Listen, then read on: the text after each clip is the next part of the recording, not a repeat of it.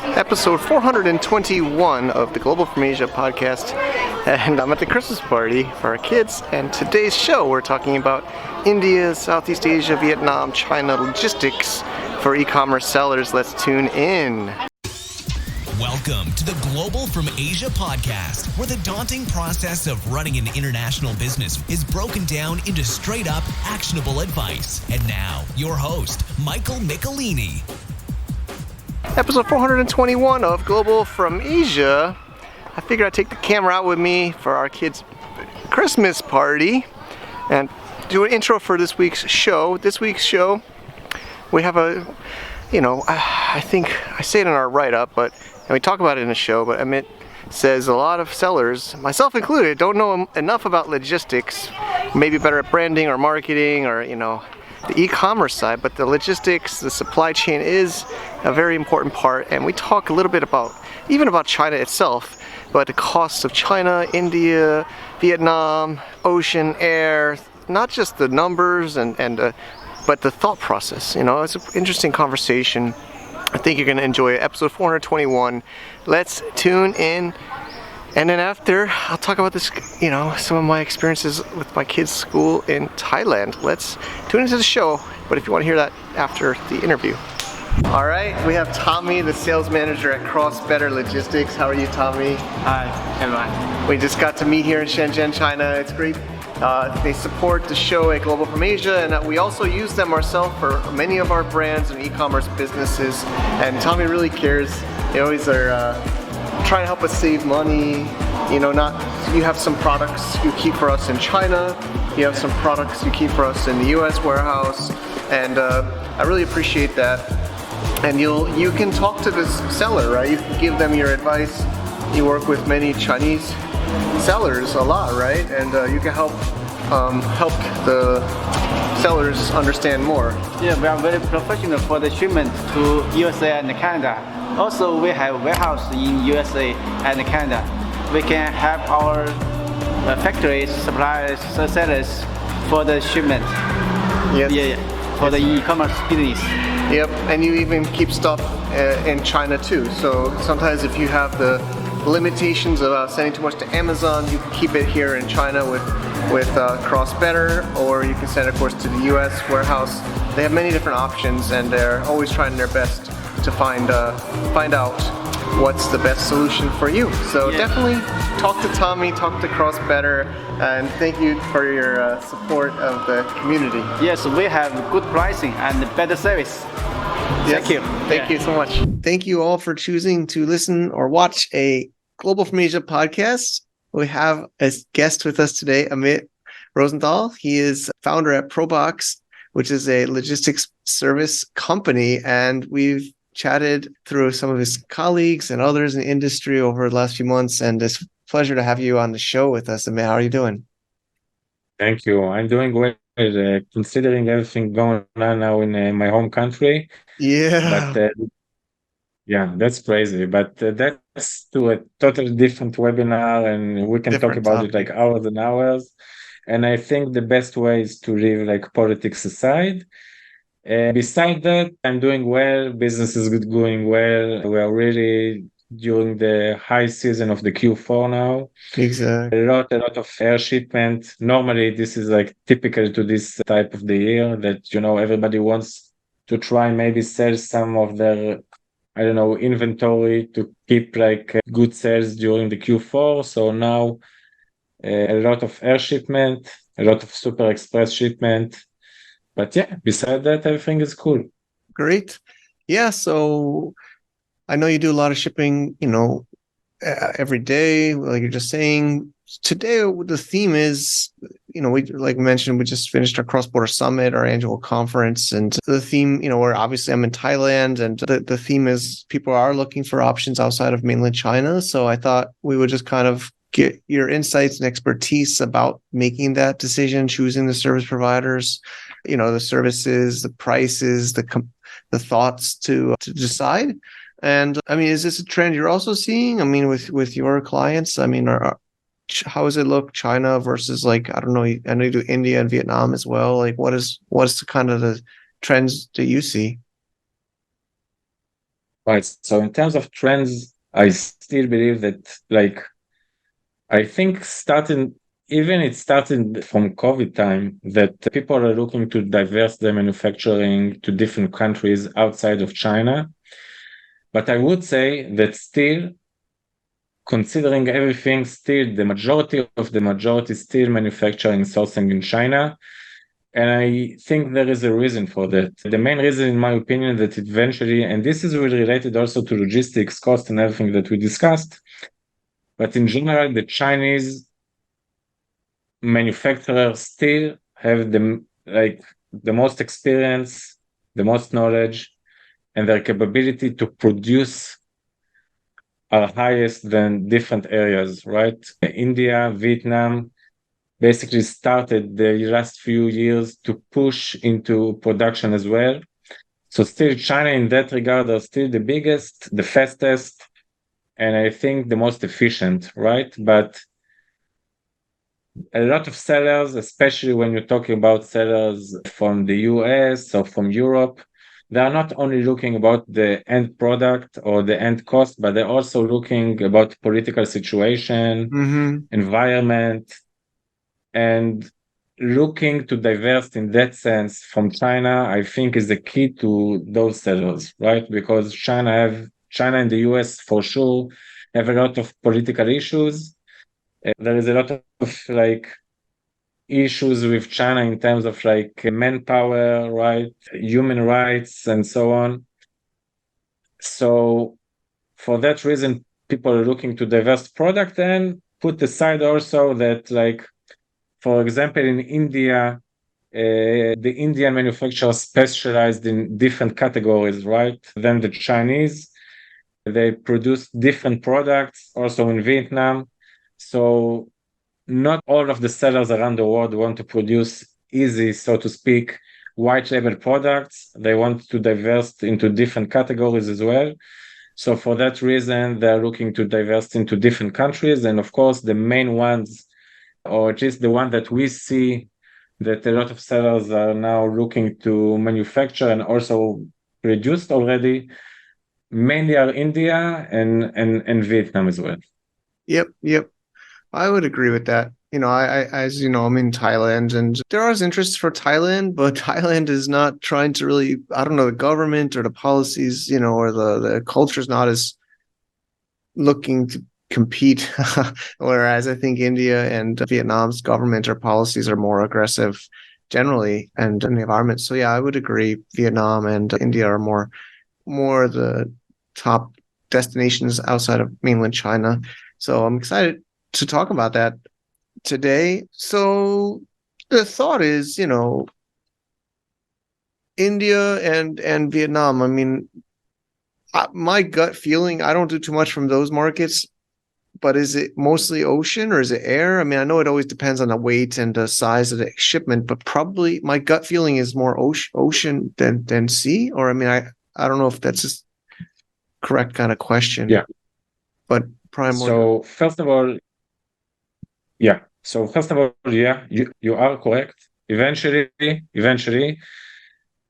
if you are choosing sea freight or air freight, eventually it's depend on the volume and mainly depend on the transit time that you need the product at destination, right? So one of the key factors that we need to consider is that going from China to USA, so the closest port would be Los Angeles, right? Long Beach port. And normally the transit time port to port is about, let's say, 14 to 15, 16 days approximately port to port, right? Going to New York, you have to go via Panama Canal.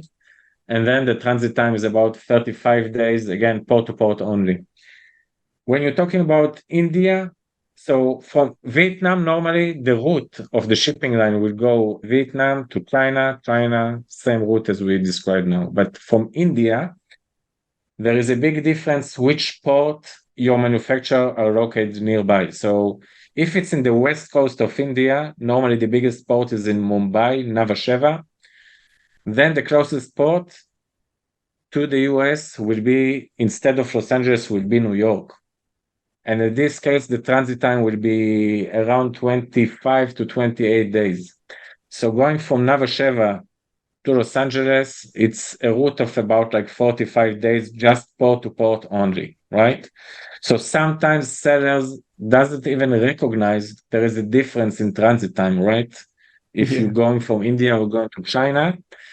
And in many cases, right, if you are, let's say, an Amazon sellers, normally your goal is to try to find to get a warehouse from Amazon in the West Coast, because again, the transit time is shorter, and as a result, the cost is lower, right? The freight cost is lower compared to the East Coast. But from India is exactly the other way around. So most sellers will get FBA centers in the East Coast, and eventually the cost and transit time to the East Coast will be faster and cheaper. So that's the main difference, right? In terms of like shipping method, in terms of if you're choosing air or sea.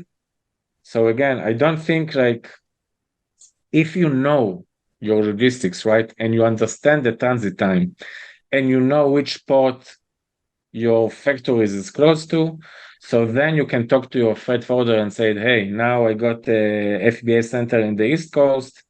What's going to be the approximate transit time?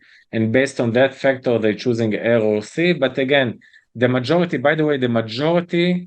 of all the shipments around the world, if it's related to e-commerce, Amazon, or if it's like commercial, like logistics, whatever, for wholesale or whatever, the majority, about 90% of all the shipments around the world are going by sea. So it's the same story in this case as well.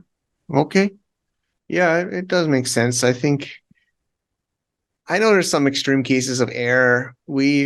I have a few of my own brands, and we have jewelry that's kind of high value, low weight, so we still airship it. Right. Because to Yeah. ocean, that it's the time and the cost. You'd have to send a lot of it, and we don't need that much because it's really small. So, so there are some categories of products you might not never need ocean, but I think most common products should probably maybe at the beginning do air, but once you're big enough, you want to move to ocean. And like, yeah, I have no experience in India, but I heard the same, like going to New York which sounds kind of nice to me because West Coast LA, West Coast US LA is it's gotten better, but we were getting all our butts kicked, especially during COVID, and everything was just ripping us. It was really painful. It was really painful. No, the congestion in Long Beach Port during the COVID was, I think, it was like never seen before story. But apparently these days you'll be shocked. There was a big issue in the canal, in the Panama Canal, and now there is we have containers that sit in New York waiting for exam, right? They got an exam notice, they're waiting for exam for more than 3 weeks, just waiting line to the exam. So now it flip, right? Now New York is worse than Los Angeles, but you can never know what's going to be the next step. Yeah, you just can't. You can't. All right. Well, this is insightful. Thanks for these insights. Cool. I don't know. Maybe I hope I make these questions best I can. And so, it's kind of like logistics cost as a percentage of COGS. Is the shipping more in India or in Vietnam more generally than in China, from China, because of, like you said, efficiency or maybe turnover enough to make it because maybe it's cheaper to make in Vietnam, maybe, let's say it's just an example widget product, but is the cost of shipping significantly more, or is it not? Is it really a factor in your math formula? Like if you get a FOB price, I don't know if it makes sense. Like, is it significantly more to do the same kind of shipping from, like, say, India or Vietnam as China of the same product? Right, so that's a good question. I would say that first of all, like I'm putting now DDP, or what does it mean DDP, or why in China you can do DDP and from India you cannot do DDP, but put DDP outside of the factor now, right? When you're talking about logistics cost, you have to remember that there is two factors. One is the freight cost, and the second is the duty, right, that you have to pay. Yeah. So, in my opinion, this is the biggest advantage sourcing and manufacturing in different countries than China, is that I'm sure you're aware of the trade war between China to USA and the amount of products that have additional duty, some of them 7.5% additional, some of them 25% additional. So the main point is that when you're sourcing the same product with the same exact HTS code, right, from India, for example, let's say from China, it has general 5% duty plus 25%. So it's overall 30% duty, right? Just the duty.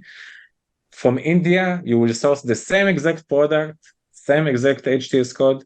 It will have just 5% duty, right? Wow. So if your invoice value is 15K, right?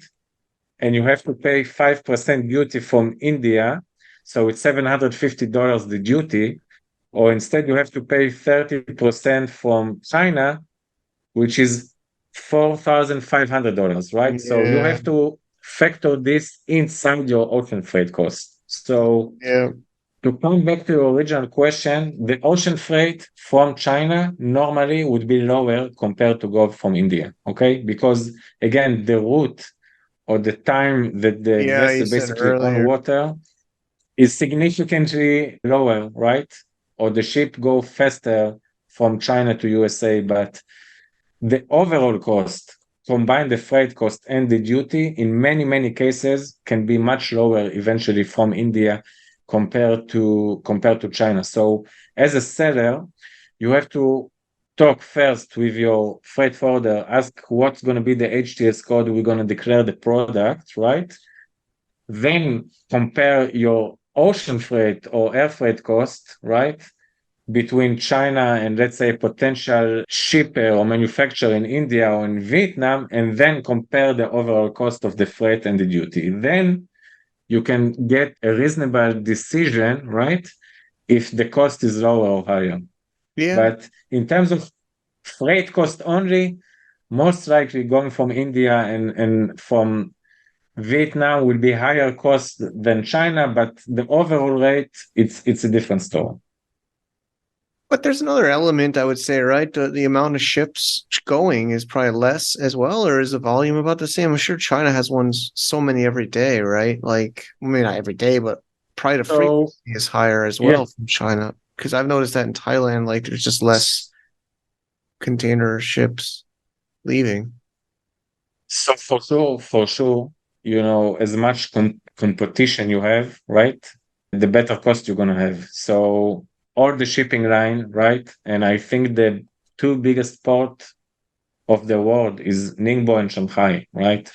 So for sure, relevancy, the cost from this destination will be lower compared to India. But again, don't forget that the Chinese population and the Indian population is almost the same, right? Is let's say 1.5 billion per country. Yes. And Nava Sheva, which is the main, it's crazy, right? Just to give a comparison, in Israel we are 10 million. Okay, so yeah. But the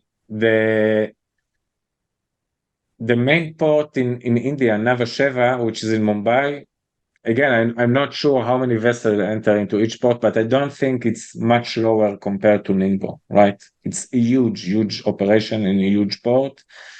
And there is a lot of traffic going from India, outside of India and inside to India, right? Import goods. So in that sense, I don't think there is a big difference, but I think just in terms of like, in China, there is a lot more freight forwarding companies specialized specific in FBA shipments, right?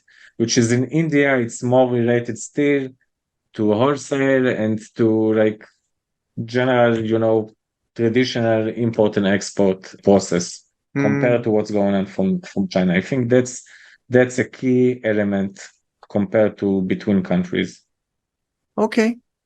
I don't know if maybe you don't have to disclose clients' names or if we can talk about some case studies about like either types of products or good examples, or maybe bad stories that we can learn from? Is there some case studies about, shipping from, maybe, I don't know if anybody you work with has changed from China to India or Vietnam, and the process or the experience, or I don't know if there's some insights you can share with us of any of those kind of elements?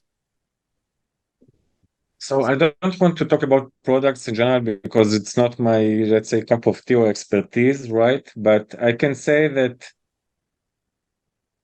in terms of case study, like from India, again, the efficiency is lower, right? So normally clients, most of manufacturer in China are close to the main ports, right? Which is Shanghai, Ningbo, or Shenzhen. Okay.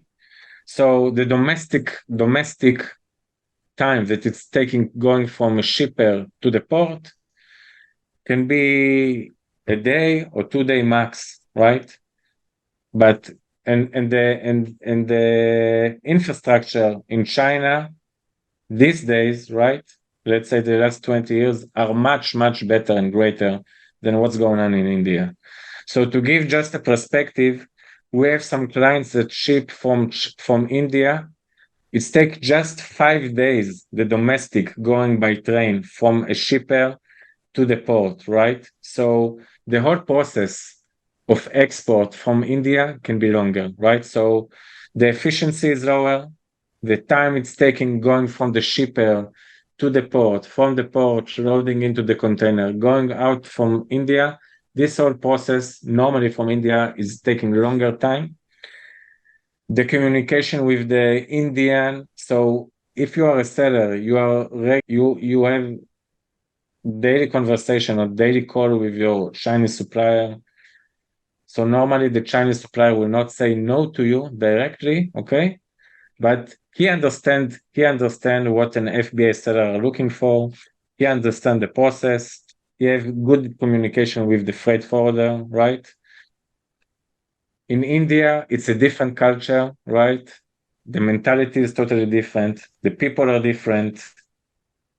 So you have to take all this factor in, and eventually a seller doesn't want to be out of stock. So planning the right way is the best thing in order to avoid any crisis, right? So you always have, like, I have a motto in life in terms of business, right? Okay. I love to be pessimistic than optimistic, meaning I don't want to say to somebody, listen, no worries, it will take 30 days, don't worry, it will be on time. No, in logistics, you always have to be pessimistic and plan ahead and take some time as a gap, right? To avoid any mishap or any delays. So the first thing I would say to people that manufacture in India or in Vietnam is, first of all, understanding the culture of the people, right?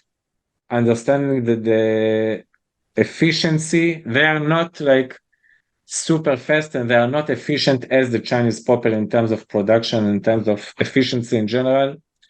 Take this into your consideration. Remember, transit time in general is longer compared to going from China.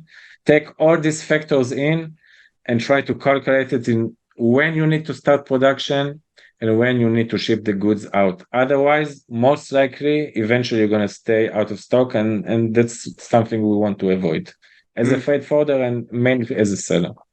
Yeah, I get it. I mean, I can feel it in our interview. Yeah, you're very, which I think is, I appreciate, you're realistic, right? Or pessimistic or realistic, which is unique because a lot of people, in the industry, yeah, don't say it as straight as you do. So I appreciate this. That's really helpful. Sure. And I just generally feel I'm not, you're making me not as excited about India as it seems from our talk. Just generally. No. You should be excited. Again, the opportunity is huge over there. The type of products you can source and manufacture are different than India. And again, not everyone wants to make like a generic private label products, right? Like India, a lot of art and crafts product, a lot of different products to source. So, sometimes I'm doing podcast, by the way, as well. So we interviewing a lot of sellers, right? Yep. Normally, a man seller will he will choose product based on calculation formula. Okay, I check on Helium 10 or other software, whatever. It can go. Normally, a woman will have to have some kind of related to the product, right? Before Really? she's going in. So in some cases, India can be a better fit, especially if you think if you are a woman and think like a woman. So it's all depends. I know also, by the way, men that manufacture and sourcing in India and Vietnam, but again, depend on the product, depend which product are you going. So China can be a good fit, but India, Vietnam, and other countries can be a great fit as well. Yeah, I like that. I do feel like I'm a little bit more feminine in my style, from what you say. Like I like to have a relationship with the product, whereas I call it some of my talks. I call it the artist versus the garbage man. The garbage man doesn't Yeah. care what they sell. They just look at the data, and if it sells, it doesn't matter what the product is. They just sell it. Where the artist is more emotional and wants to have a relationship, like you said, and a feeling with the product and the category. But I also say Chinese sellers, especially, are more, the garbage men, or they don't have that connection with the product as much. Yeah, Generally, by the yeah, way, that's I think that's significant, Mike. So I interrupt you. yeah. Go Sorry. I ahead, think please. that's significant. I think that's significant in terms of in India, like in China. I'm sure you are aware, and all the sellers that are listening to this podcast are aware that the Chinese manufacturer basically is stealing the product and then trying to sell it on Amazon. You will not find it in India. So I never heard about Indian manufacturer stealing the prototype of the product and try to sell it on Amazon. I never heard such stories, and I think this is a big advantage in that regard. So you manufacture a product, you get the product secured, and you will not find the same aggressive competition that you will find from the same basically suppliers that you manufacture the product. So I think this is a big advantage as well. Yeah, I feel similar. I agree. I also say, does Amazon have an office in India? Because Amazon themselves is trying to get the factories in China to sell on Amazon, right? So I don't know. Maybe they're recruiting in India now, so maybe it'll change. But for now, I agree with that. We'll see in the future. Maybe it'll be India sellers recruited soon. Yeah, But I do agree. maybe yes and maybe not. But again, I think it's related to the culture and the business side of people that are doing business. I think the Chinese are they see opportunity and they go for that direction. I think the Indian people, at least this is the feeling I have. They know, let's say, they are good in production, so they will remain under production line. They will not go into different directions, right? So they try to specialize in what they know and what they best in. And I think this is, again, it's a cultural thing between the Chinese to the Indian people. But again, it's not just the Indian or just the Chinese. As you said, there is a lot of manufacture in Vietnam, also in Japan as well. Again, the Japanese people are 100%, 180% from the Chinese, from the Vietnamese, from the Indian people. It's not easy. It's not easy to make business with the Japanese people. But one thing you can say about them, that if you manage to make business with them, you have a guarantee trust for years to come. Because if you give the respect to them, they will respect you like no other. Yeah, I agree. Yeah, I don't have too much experience in Japan, but I would agree with that. We also have our friend Gary Huang. He's doing an event there in April, the Seven-Figure Seller Japan Mastermind. And then Magla has an India sourcing trip in February in India. Yeah. So I'm gonna go to India for my first time with her trip this February, and probably go back to Japan. I was there first time last April for his event, but yeah, I mean, Japan is feeling like like that, right? It's hard to get in once you're in your family, you're in the inner circle of trust or whatever. Yeah, Yeah. this is great. Oh, The Indian sourcing trip will be like, I'm not sure if you've been in India before, never but been. you're gonna get a culture shock for sure in India. Really? But yeah, but you know, a lot of Israelis going after like our mandatory military service to big trip around the world. The one of the, let's say the three biggest destination are South America, Australia and New Zealand and India. Really? So the amount of Israeli people going to like a long trip in India is crazy, Really? Wow. and it's simply a different place than all the rest of the world, negatively and positively, by the way. So you're gonna get for sure some kind of culture shock. But from what I heard from people being in Megla sourcing trip, it's like no other. So you're Yeah, gonna have for sure a great experience. yeah, I'm excited to join her for the first time. She also came to the summit we just had here, and it was great. So I've been meaning to go, but I don't know. I mean, I survived China like 12 years, so I don't know. I guess maybe India is different than China, but yeah, I'm excited. I'll do a video for sure when I'm there and keep you all posted. Well, this has been cool. I think let's also talk a bit about ProBox. You know, how does your service work, and how do people, get started with your with what you do? Right. So Probox basically provides, as we discussed, logistics services for Amazon sellers. Doesn't matter if you are sourcing from China, from Vietnam, from India, as long as it's FBA related and Amazon or e-commerce related, we can provide you with logistics solution. Basically, Probox was born because I had a different brand name like a year ago that we work under for like 5 years. So I'm in the logistics field about 20 years. Well, 5 years ago, we started like a niche in the company doing logistics for Amazon. okay. And then what happened, we're working also with few of like American aggregators on the space, and those like aggregators that have like, I don't know, dozens, if not hundreds of SKUs, right? So they said to me, listen, Amit, it's simply crazy to work with back and forth email, ask where is my shipment, what's going on, send you the shipper details again and again and again. Find a solution for us. So I, for a long time, thought that like, okay, the logistics field is very, very like old fashioned, right? Still working with emails, still everything is like old fashioned. But contrary to the seller itself, which are working under Amazon platform, which is maybe the highest high tech like platform available. So there was like a big problem in that sense.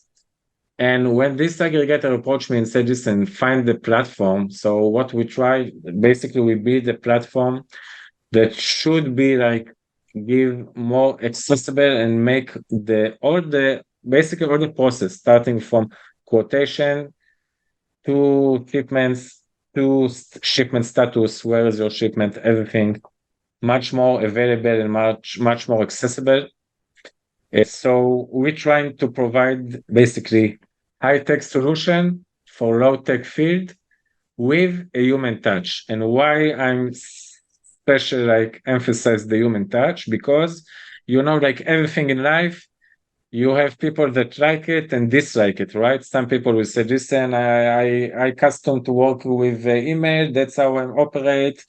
Don't make me work harder or whatever.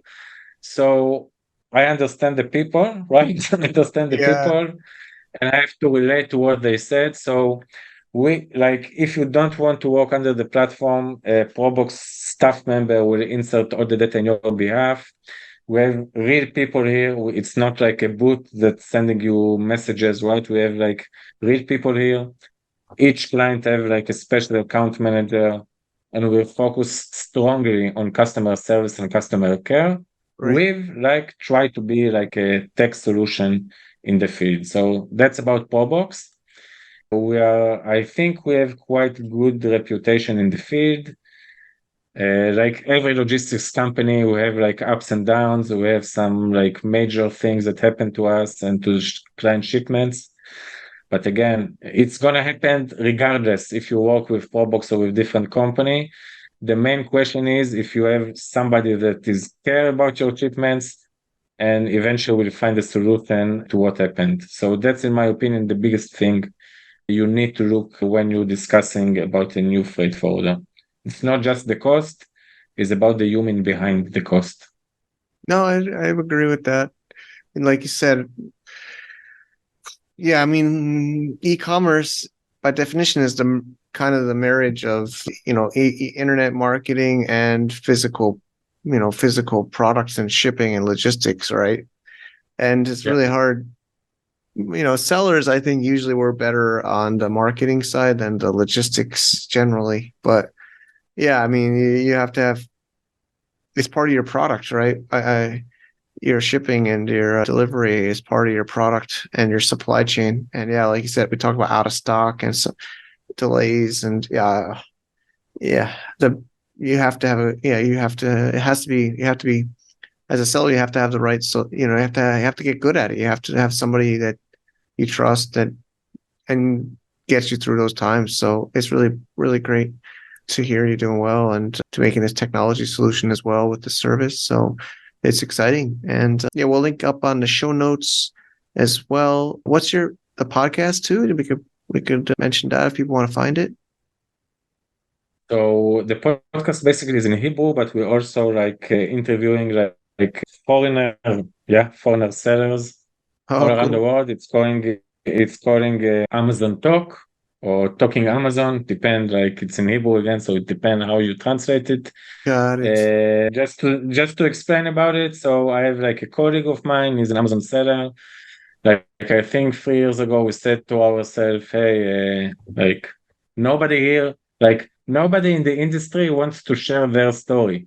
Yeah, how they become Amazon seller, success story, also failure stories.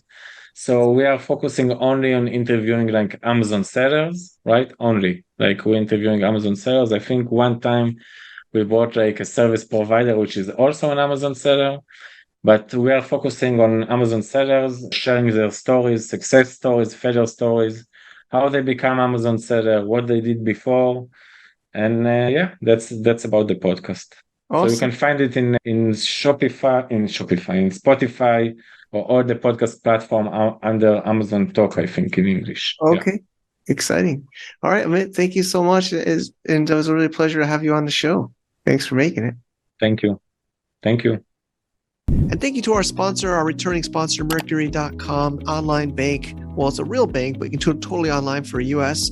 Our Blimp program participants are going through this as well. Thank you, Mercury. Travis is great there. He's been on our show. He's been in our events. We're going to have another event where we will have them attending as well. And if you want to get a little bonus for you and us, if you sign up and do some special circumstances, you can go to globalfromasia.com/Mercury. I also have a video tutorial that we use even for the Blimp people. I use the same exact video to learn how to use it.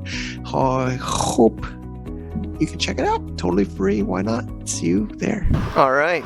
Motorcycle arriving. The second session, it's like a lunch here on Friday and mid-December in Chiang Mai, Thailand. And the kids are enjoying the school here. I came to Chiang Mai primarily for the education system. A few of my friends even go to the same school with their kids. So it's like a little groups of families talking and discussing business and life. And I think they get a very unique environment here. It's happening right inside there about, different cultures, different lifestyles. There's, of course, Chinese, there's Western, there's Thai, a lot of course, mixed kids.